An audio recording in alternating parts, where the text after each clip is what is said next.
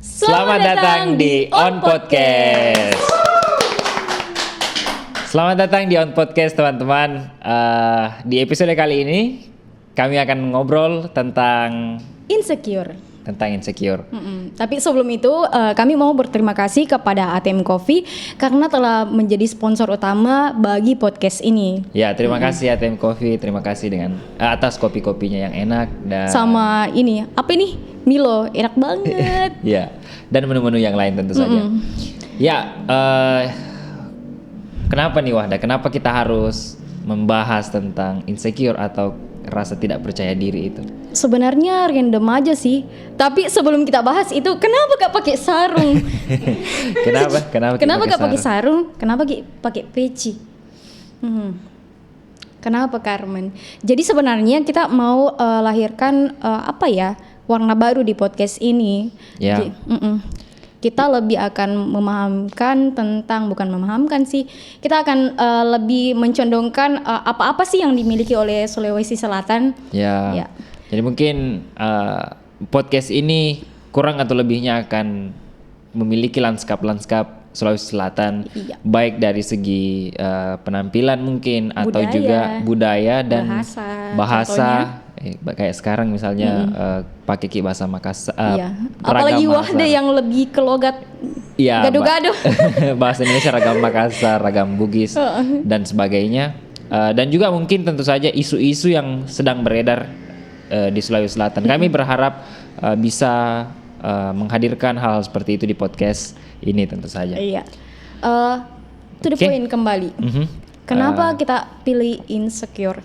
Sebenarnya kemarin kan kita bikin podcast tentang perselingkuhan. Iya, tentang perselingkuhan di episode kemarin. Tapi nggak tahu kenapa nih tiba-tiba pas mau siap-siap ke sini, Wahda random bercermin kayak ada yang kurang nih. Kenapa tiba-tiba Wahda?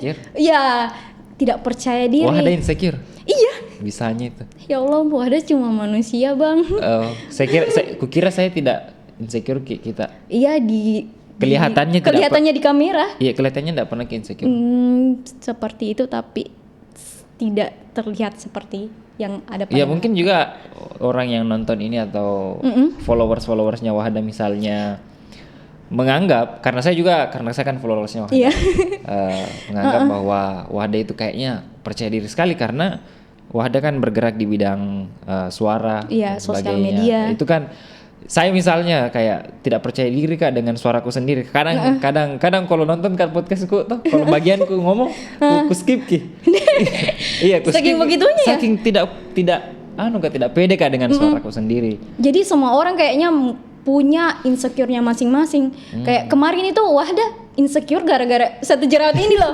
Kelihatan ke di kamera itu. Kayaknya kelihatan sekali kan? Karena kalau ada yang ada jerawatnya pasti merah pakai banget. Jadi kemarin nggak tahu kenapa pasti merah sekali begitu ya. Jadi kemarin pas Kak bercermin itu ya mulai ada Sulawesinya.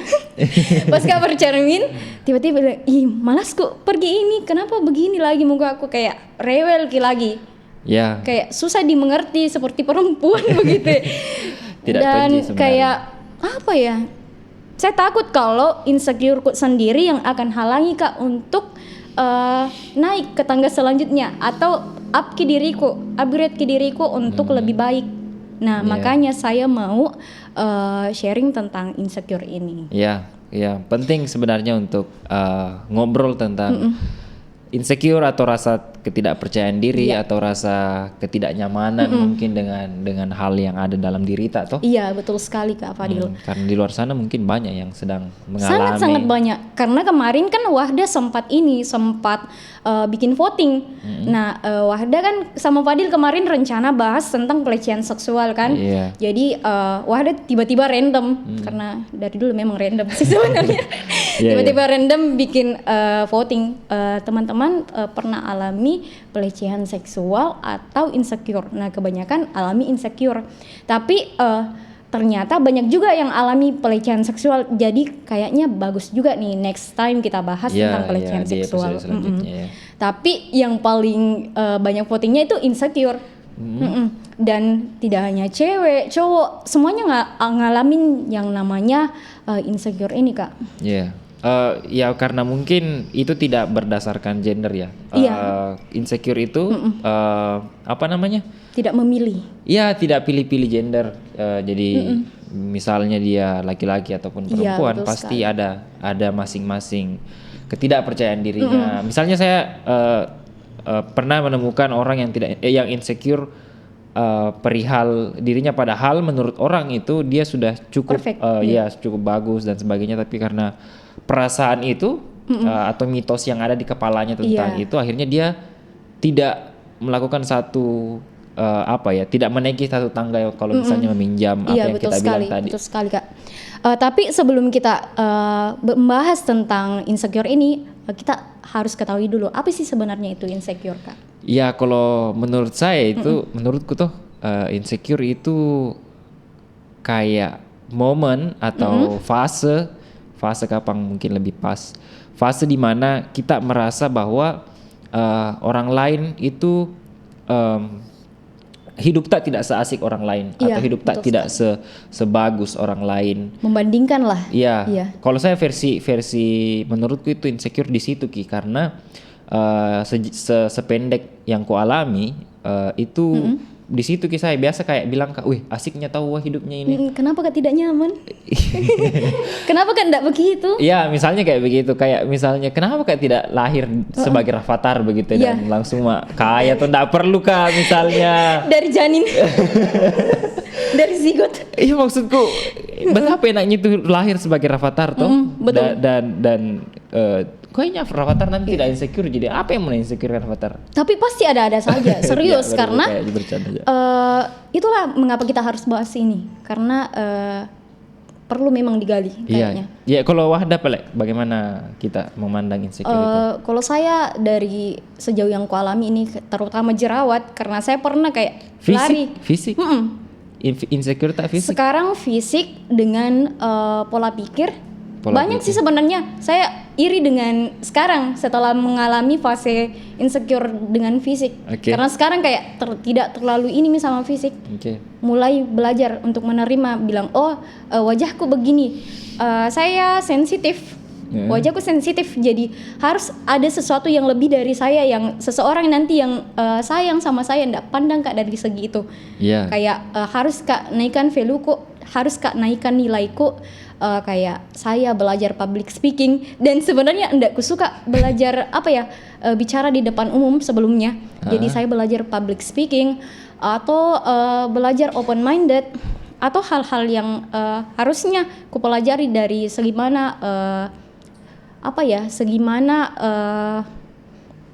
talentaku selama setelah alami Kak fase di mana insecure Kak gara-gara fisik. Jadi sekarang bukan fisik. Hal-hal yang lebih cenderung ke pola pikir. Pola pikir esensial seperti kayak begitu. Kelebihan seseorang talentanya. Tapi kayaknya Wahda, setiap orang itu dilahirkan dengan kelebihannya masing-masing. Betul. Kelebihan dan kekurangannya masing-masing. Nah, dan di situ milah letak insecure itu, bahwa kadang Ki tidak adil kalau misalnya insecure Ki sama hal yang memang tidak punya Ki. Misalnya, betul sekali. Iya, misalnya saya insecure Kak sama Kak Adi misalnya pintar main gitar dan sebagainya, dan saya mungkin kalau mau main gitar paling sampai di tahap yang tahu, bukan pintar. Sampai tahap tahu, dan harus Kak terima Ki itu, bahwa setiap orang itu dilahirkan Ki dengan kelebihannya masing-masing. Bakatnya masing-masing. Iya, karena toh Kak Adi tidak mau Ki jadi host misalnya di sini. Jadi itu dia lebih bisa memilih di belakang layar. Iya, misalnya jadi perbandingan kita bilang Kak, ada jipayengku. Dan seandainya semua orang punya bakat yang sama, kapan orang lain bisa berkembang? Kayak monoton saja. Tidak ada rekam kita. Di sini semua kita duduk. Tidak asiknya. Dan memang insecure ini kayak bagus sekali untuk kita bahas ya Kak. Tapi sebelum kita membahas juga, itu perlu diketahui bahwa insecure ini terdiri atas 2 faktor, yaitu internal dan eksternal. Iya, faktor luar sama faktor dalam. Kalau Kak Fadil dulu lebih rasakan faktor internal atau eksternal? Lebih rasakan faktor mungkin mungkin saya waktu itu lebih merasakan yang faktor luar, faktor-faktor yang di luar memang yang dilihat oleh mata begitu ya.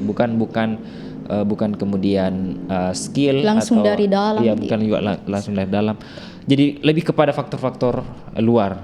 Kalau saya juga merasa dari luar sih, apalagi tinggal di Indonesia yang kadang menilai segala sesuatu hal langsung dari luarnya. Iya, kayak toxic. Dulu Fadil ngerasa nggak sih kayak dulu itu kayak nggak ada dibilang insecure. Sekarang di zaman yang sosial medianya semakin meningkat, baru ada namanya insecure, baru hits namanya insecure. Ya mungkin itu muncul karena produk-produk kapitalisme itu produk-produk masyarakat produk-produk masyarakat sekali. Itu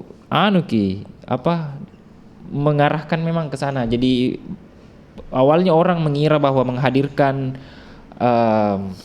krim pemutih, menghadirkan menghadirkan skincare dan sebagainya, body care. Itu sebenarnya awalnya untuk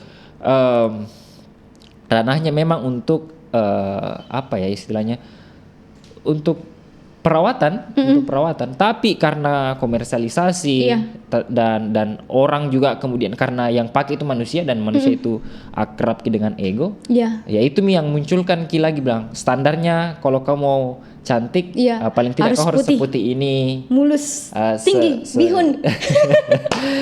Iya, maksudnya ada standar-standar begitulah, dan tentu saja kayak faktor-faktor lain juga pasti terlibat di situ. Jadi menurutku betul ya, karena insecure itu hadir di zaman-zaman enggak kayak dulu iya toh.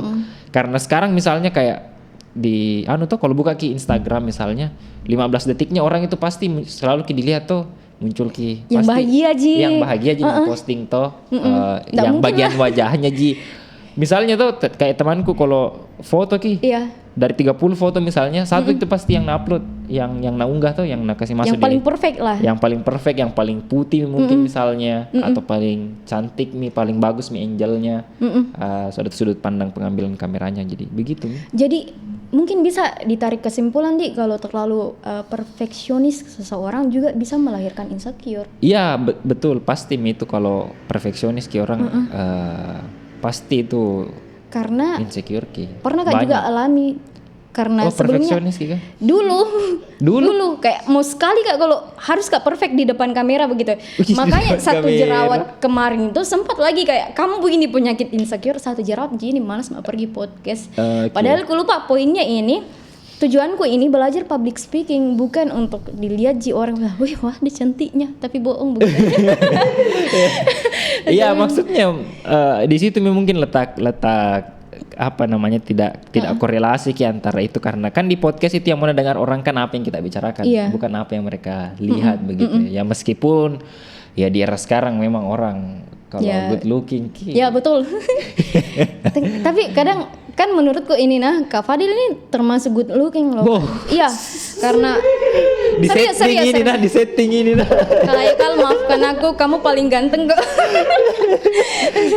Serius Kak, karena kayak berpengaruh memang di zaman sekarang, karena kayak dulu waktu masih terasa untuk saya sih, karena dulu waktu masih sering Kak upload foto kayak banyak sekali yang langsung follow, banyak langsung membludak.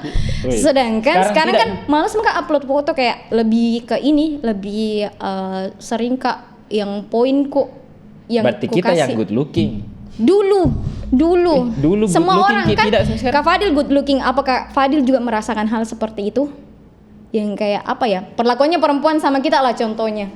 Saya kalau upload foto kan tuh tidak tertambah di followers. Kita kalau upload foto tertambah dulu nggak emang nyanyi Kak saatnya lagi. Next to the point.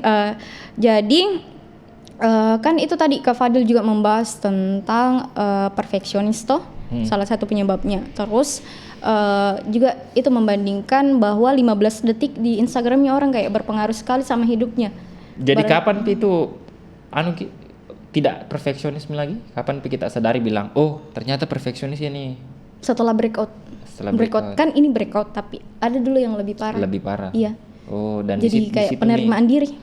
Oh, ada fase penerimaan diri juga di situ. Okay. Dan penerimaan diri sebenarnya yang susah. Sekarang. Berarti itu juga berlaku ke hal lain misalnya. Kayak misalnya kalau kayak aku bilang tadi, kalau nggak bisa Kak main gitar sebagus Kak Adi. Iya, harus Kak cari di mana talentaku yang lain. Begitu di. Oke. Jadi nggak perlu Ki kuasai semuanya. Iya, dan nggak perlu Ki jadi orang lain, nggak perlu Ki ikuti jalannya orang begitu ya. Oke. Jadi saya tapi misalnya, susah temukan jalan tak sendiri, itu masalahnya sebenarnya. Bagaimana caranya? Jadi saya kalau tidak tidak tertambah followersku kalau upload Kak foto, setidaknya kalau upload Kak yang lain. Ya, setidaknya kalau upload Ki yang lain bertambah ke followersku. Oh, berarti harus Kak contoh cari. kecil tapi jangan jadikan itu sebagai patokan, karena sosial media sebenarnya juga kadang menjadi racun untuk kita. Iya. Makanya saya setiap beberapa bulan sekali tuh ku nonaktifkan dulu Instagram. Instagram terutama kayaknya. Karena kayak di situ kayak terlalu apa ya? Terpublik Ki segala sesuatunya, dan terlalu lebar Ki luasannya, kayak sampai di luar negeri lah kita lihat kehidupannya orang. Iya, dan kayaknya kehidupan berinstagram itu penuh dengan asumsi. Iya. Jadi berasumsi Ki A, B, C, D. Ini Padahal hidupnya belum tentu enak. benar misalnya toh. Dia lagi galau Ki misalnya, maksudnya lihat kok galau Ki kayak ini temanku. Padahal tidak Ji. Padahal mungkin tidak Ji, atau lagi bahagianya tahu. Padahal tidak Ji juga. Tidak Ji tahu. Banyak Ji masalah hidupnya. Betul. Jadi bisa juga disimpulkan Kak toh bahwa membandingkan hidup tak dengan orang lain salah satu penyebab terbesarnya juga insecure. Jadi pernah nggak alamin itu? Membandingkan hidup dengan orang lain. Iya, selalu sama Rafathar tapi Jantomi jauh sekali. Susah kalau itu karena dari Zigo dia kayak jadi sultan. Astagfirullah. Maksudku satu-satunya hal yang mungkin selalu ku bandingkan itu Rafathar Ji, karena itu tidak mungkin sekali misalnya ku sampai gitu. Nggak sampai mak begitu. Saya nggak kenal Raffi Ahmad. Tapi itu nggak sampai saya otakku bagaimana kalau saya jadi anaknya Raffi Ahmad begitu. Nggak sampai ke situ. Tapi itu kadang. Tapi begitu tadi yang mau ku katakan adalah sebenarnya itu penerimaan diri. Cara kita penerimaan diri bahwa terima Ki saja lahir Ki saya misalnya lahir di kampung toh dan tentu saja tidak seistimewa orang yang lahir di Jakarta toh begitu. Jadi harus Kak terima Ki bilang, oh kalau misalnya mau Kak capai sesuatu itu harus Ki 2 kali 3 atau 10 kali lipat daripada orang yang misalnya di Jakarta, terutama misalnya dalam hal-hal seperti akses pendidikan, orang-orang lingkungan sekitar toh. Ya kalau lebih maju gitu misalnya bagian lingkungan tak pasti lebih maju juga. Iya betul, tapi enggak semua loh orang di Jakarta mendapatkan akses pendidikan. Iya. Kalau dipandang, tapi itulah aku bilang kayak kita terlalu membandingkan diri tak sama orang lain toh. Makanya itu harus memang tadi ada fase penerimaan diri. Iya, penerimaan diri paling perlu sih sebenarnya. Paling perlu dan paling susah. Paling susah. Lama sekali prosesnya. Mungkin sampai seumur hidup.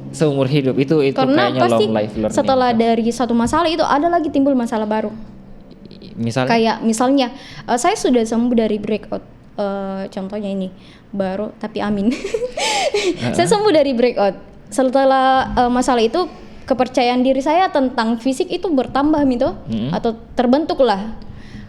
Tapi next ada lagi saya lihat orang lain, karena tadi kan aku bilang paling besar itu dari perbandingan diri dengan orang lain tuh. Saya lihat lagi orang lain yang public speakingnya lebih bagus. Di situ lagi saya merasa insecure. Apalagi? Tapi ada baiknya loh insecure ini. Ada baiknya. Iyalah, setiap hal di dunia ini pasti ada. Karena aku bilang begini, selama insecure banyak hal-hal yang didapat. Contohnya, kalau misalnya saya insecure, pasti saya tahu kelemahanku di mana. Dan pasti saya akan tingkatkan itu atau ku tinggali. Tinggali apanya? Kalau misalnya saya tahu, contoh tadi Fadil bilang Fadil enggak tahu main gitar atau enggak jago lah. Fadil tahu bilang bakatnya bukan di situ. Jadi Fadil tinggalkan tuh. Begitu. Oke. Jadi Wahda sudah pernah meninggalkan satu bidang tertentu kah? Pernah. Apa itu? Main musik. Main musik juga? gitar juga. Iya. Karena tuh aku bilang kayak noob sekali Kak di situ. Iya, apalagi kalau lihat Kak Adi tuh. Bikin insecure. Begitu Mila. Tapi enggak Mi sekarang ya. Enggak Mi. Karena dia miringi Kak tuh, jadi ya sudahlah. Manfaatkan saja Kak Adi. Jadi ya berbicara tadi soal sisi baik dan sisi buruknya itu insecure. Ini yang terkadang kayaknya susah Wadah. Maksudku tidak semudah mengatakannya. Iya, enggak semudah. Ya, tidak semudah membalikan telapak harus tangan. Harus pakai begini Kak. Atau tidak semudah lewati macetnya perintis. Iya, yang selalu dilalui itu. Kak Adi paling bersahabat itu. Tapi maksudku apa ya? Kalau Wahda tuh menurut pengalaman tak, bagaimana sebenarnya itu caranya begitu ya? Fasenya dulu, penerimaan dulu, baru apa lagi? Saya dulu Kak tuh kayak apa lama sekali sih baru menyadari bahwa enggak sepantasnya aku sesali ini. Gara-gara banyak saya dulu waktu breakout kan selalu lihat konten-konten skincare. Nah ternyata banyak yang lebih parah dari saya. Nah dari situ membandingkan Ki. Kukira enggak boleh membandingkan orang. Iya, tapi setidaknya saya tidak hina dia. Okay. Saya ambil energi positifnya, bilang, "Oh, banyak sih yang lebih lebih parah dari saya. Kenapa Kak kasih begini sekali diriku tuh kusiksa sendiri lama-lama. Capek Kak begitu ya." Jadi harus Kak, masa dia pede saya tidak? Nah, insecure Kak sama kepercayaan dirinya lagi. Iya. Tapi itu tadi aku bilang bagus ini insecure karena dia ajak untuk refleksi diri. Iya. Atau mungkin lebih tepatnya menaikkan value bahasanya memberikan lagi dorongan untuk melakukan sesuatu yang lebih. Dan selama itu selama kita bisa kontrol itu tidak jatuh ke karena negatif.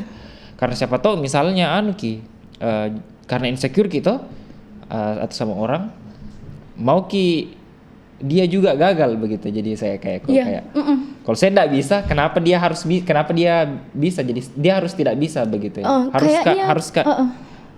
Harus Kak jatuhkan juga. Misalnya dia harus tidak keluar dari sana begitu ya. Kayaknya Kak Fadil pernah cerita tentang ini ya? Iya tadi atau kemarin ya. Aku cerita tapi banyak terjadi seperti itu. Iya, banyak terjadi seperti itu. Makanya aku bilang kayak harus berhati-hati menempatkan perasaan insecure. Cara kita menghadapi insecure itu karena jangan sampai menjadi bukan bumerang lagi, tapi menjadi pisau untuk membunuh orang lain juga. Untuk membunuh mimpi orang lain atau karena capaian orang lain. Karena selama ini di sosial media juga banyak orang yang berkomentar negatif tuh kayak dari insecure-nya mereka, kenapa orang lain yang jadi korban begitu. Dan pernah saya baca itu adalah salah satu proteksi dirinya untuk melindungi kayak mengeluarkan energi negatifnya itu, tapi dilemparkan sama orang lain. Jadi negatifnya itu dilemparkan ke orang lain. Jadi kayak merasa puas dengan itu. Oh, ada yang lebih di bawah saya begitu. Kan Wahda tadi bilang ada yang lebih parah dari Wahda toh. Itu beda sekali poinnya. Kayak dia salurkan energi negatifnya, sedangkan Wahda mengambil energi positif orang lain dari sesuatu yang negatif yang dia tampilkan gitu. Beda sekali. Iya. Dan itu juga tadi kita bahas Kak Fadil toh, bahwa kita ini di Indonesia terlalu fokus dengan fisik sebenarnya. Tapi mau sebenarnya ini Wahda tarik sedikit tentang yang ada di masyarakat begitu tuh. Iya. Permasalahannya itu biasa tuh, insecure atau ketidakpercayaan diri di laki-laki Bugis misalnya. Itu uang panai misalnya, ekonomi. Iya. Di situ kurasa banyak sekali menghambat cinta itu tercapai begitu ya. Karena misalnya pendidikan, maksudnya dia di lingkup sosialnya terpandang keluarganya, secara ekonomi juga dia lebih misalnya lebih di posisi tertentu dan kayak itu menjadi faktor insecure-nya laki-laki. Bagaimana menurut Ta? Apakah itu wajar atau buatan hal-hal yang dibikin di orang? Saya sebenarnya kayak sadar dengan hal itu, sadar sekali, dan menurutku kalau misalnya dia insecure kayak wajar sekali. Wajar sekali karena dari voting kemarin juga tuh yang saya bahas tadi, banyak yang laki-laki terutama banyak yang insecure perkara ekonomi, agama, dan pendidikan, apalagi kalau misalnya pendidikannya ceweknya lebih tinggi tuh. Tapi harus juga kembali lagi dengan yang tadi, bahwa pasti orang kalau misalnya insecure dan dia ambil dari hal positifnya, dia pasti akan push dirinya untuk lebih lagi begitu. Tapi kadang juga pasti ada tapinya.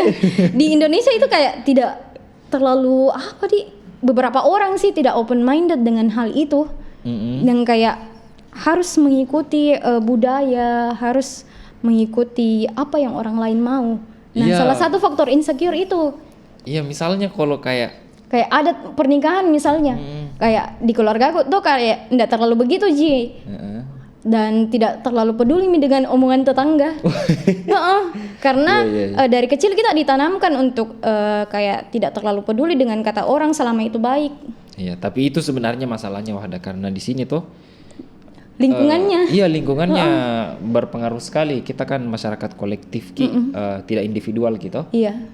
Kolektif jadi suara itu banyak sekali dan kadang itu jadi pertimbangan misalnya kalau kayak saya tuh kurasa itu juga insecure ketidakpercayaan diriku tuh terbesar ketika harus berhadapan dengan situasi seperti itu, dan semoga tidak sebenarnya. Semoga tidak takut misalnya tidak bisa lakukan gitu seperti bagaimana tadi saya perlakukan insecureku ke cara main gitar.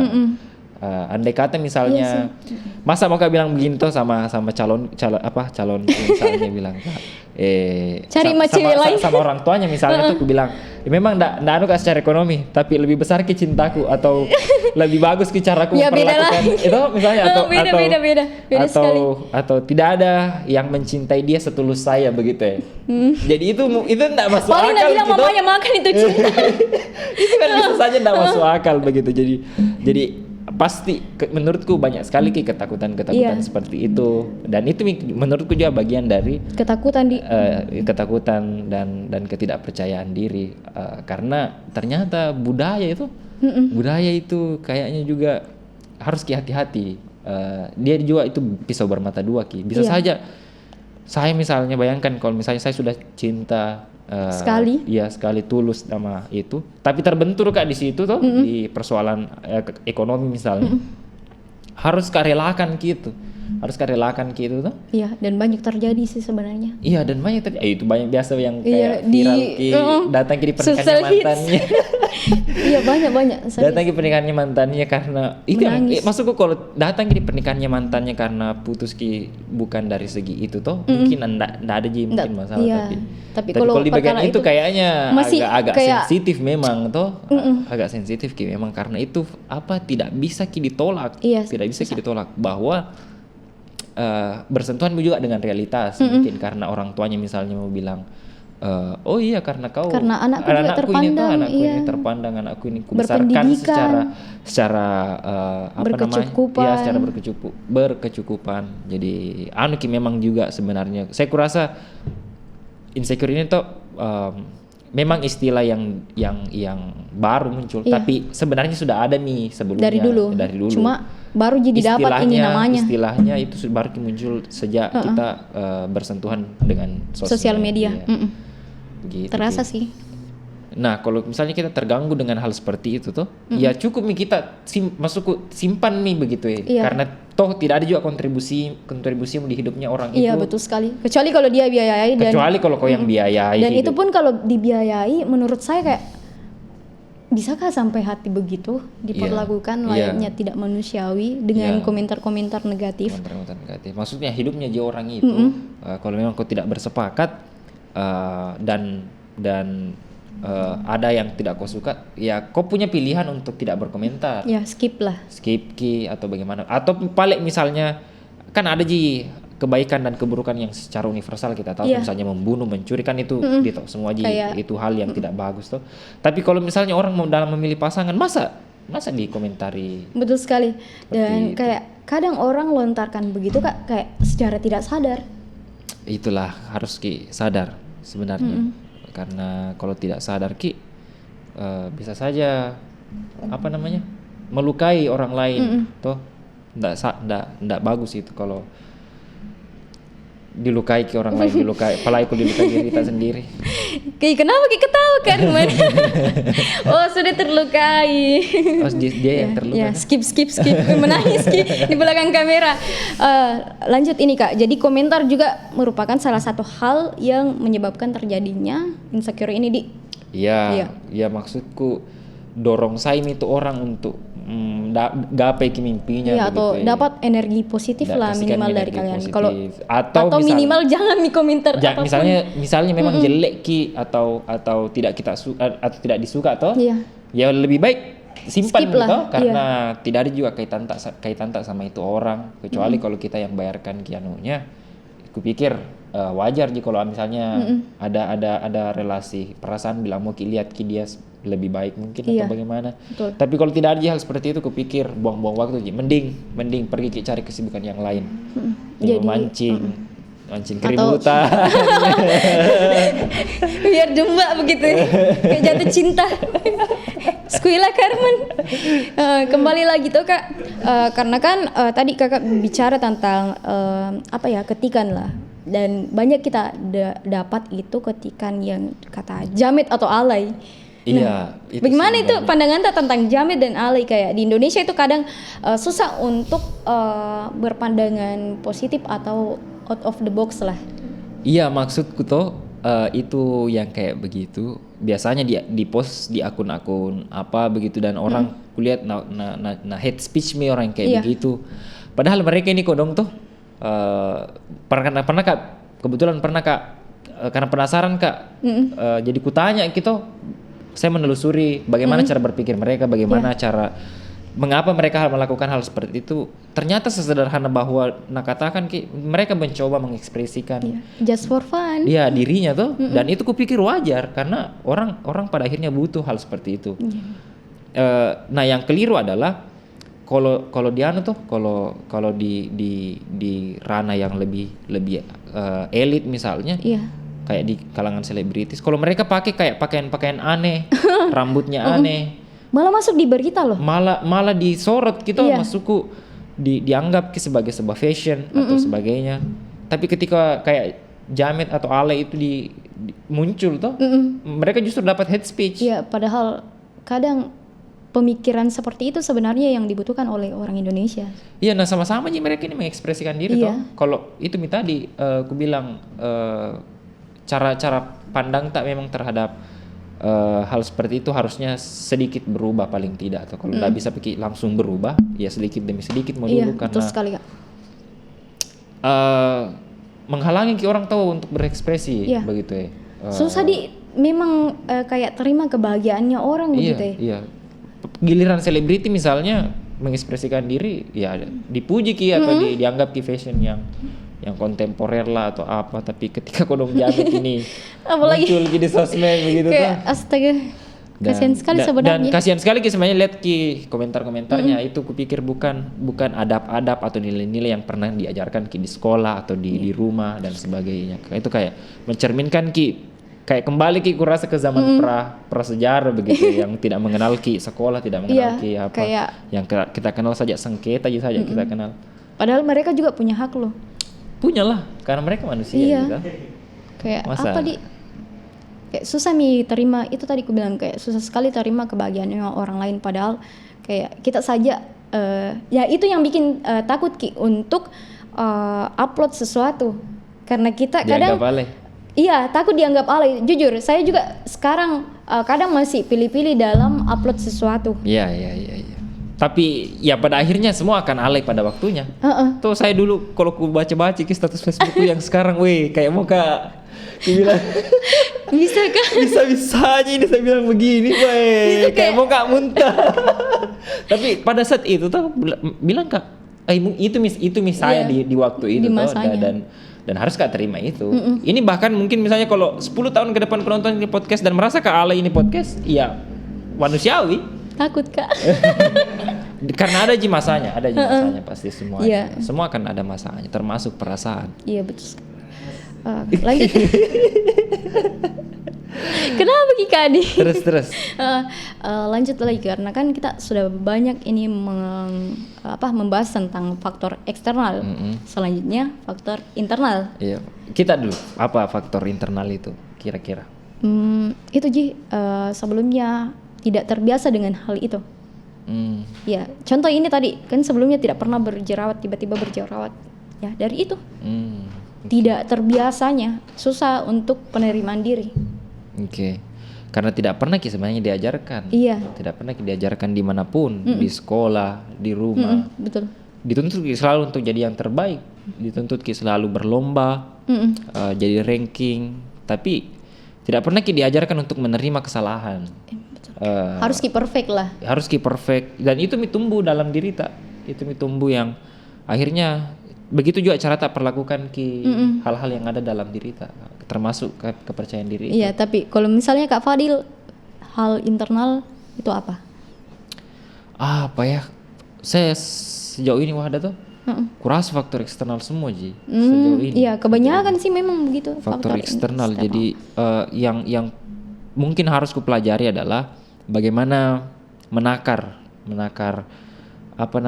yang mana harus kulihat, yang mana harus tidak kulihat, yang mana harus kuikuti, diabaikan lah. Yang misalnya harus diabaikan, karena di situ milah sebenarnya fungsi kita punya akal pikiran toh. Iya, untuk memilah dan memilih memilah dan memilih apa yang baik dan apa yang tidak cocok untuk kita. Jadi untuk selanjutnya ini Kak, untuk mengatasi insecure itu menurut Kak apa sih sebenarnya? Untuk mengatasi insecure, unfollow Rafathar. Rafathar terus ya. Kalau saya unfollow artis-artis yang sering buat insecure atau jadi, orang atau influencer misalnya atau siapa lah misalnya tuh yang kalau dilihat postingannya Moki juga begitu, Moki yang begitu. Karena saya tuh pernah Kak pernah Kak juga tuh kayak follow kayak begitu tuh, dan kurasa tidak ada kayak dibandingkan kayak kurasa tidak ada efek positifnya. Ya unfollow, mending follow kayak yang lebih proteksi diri lah, berfaedah atau yang kayak akun-akun yang bahas soal isu-isu tertentu dan sebagainya. Dan kupikir salah satu kunci untuk itu tadi tuh bercanda-bercanda itu, ini serius nih. Untuk mengatasi itu tuh merasa cukup. Satu-satunya hal yang kupegang sampai sekarang itu, dan nasihat dari kakek, nah bilang jangan, ingat kau selalu untuk merasa cukup.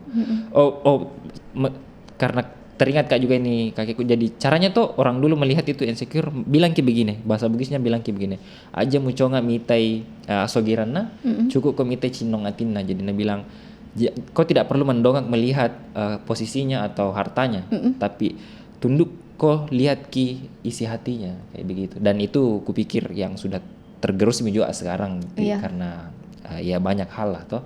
Tapi itu yang selalu aku tekankan, bagaimana untuk selalu merasa cukup. Ketika kita sudah belajar merasa cukup, karena itu pelajaran seumur hidup, tidak bisa akan merasa cukup, pasti selalu ada keinginan untuk lebih. Tapi makanya kita harus belajar untuk terus merasa cukup. Kalau Wahda sendiri itu belajar untuk menerima apa yang sudah ditakdirkan untuk kita, kayak tadi. Kalau memang saya ditakdirkan seperti ini dan memang saya tidak bisa ubah, ya sudah begitu Tapi kalau misalnya saya masih bisa asah dan di situ memang minat saya, ya tingkatkan begitu. Terus belajar untuk melihat segala sesuatunya dengan positif. Meskipun sebenarnya kadang Ki berpikir untuk negatif tuh karena manusia Ki. Tapi belajar Ki mengambil sisi positifnya begitu ya.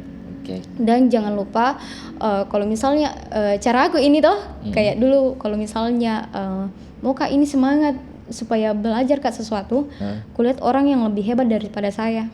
Kulihat orang-orang hebat, dan ketika saya kayak merasa Kak bukan apa-apa, kulihat orang yang ada di bawah saya. Begitu caraku. Oke. Jadi setiap orang pasti punya caranya masing-masing. Ini salah satu dari sekian banyak Ji.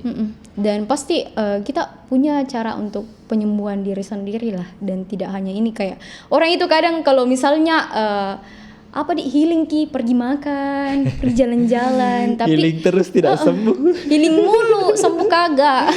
Iya. Begitu. Kayak pasti ada cara tak masing-masing begitu ya. Dan harus kita tahu bahwa segala hal pasti berlalu, Cing. Woi, segala hal pasti berlalu jadi. Meskipun tidak ditahu bilang kapan berlalu. Meskipun tidak ditahu kapan tapi berlalu. Sometimes kayak kayak ditertawai Ji, bodoh tak. Serius, karena kadang kita pernah kayak kayak kejar-kejar cewek, pernah nggak? Pernah. Kalau nonton gini Bang. Menyesal kan? Pernah. Tidak bercanda aja. Bisanya itu saya cari menyesal. Pacar gadungan, saya siap. Wih, jangan lah, tidak boleh. Kan main-main aja kan. Tidak boleh gitu memalsukan hal seperti itu. Ada pasti nanti itu kayak lewati masanya yang kayak begitu deh. Ada pasti pasangan tak mungkin.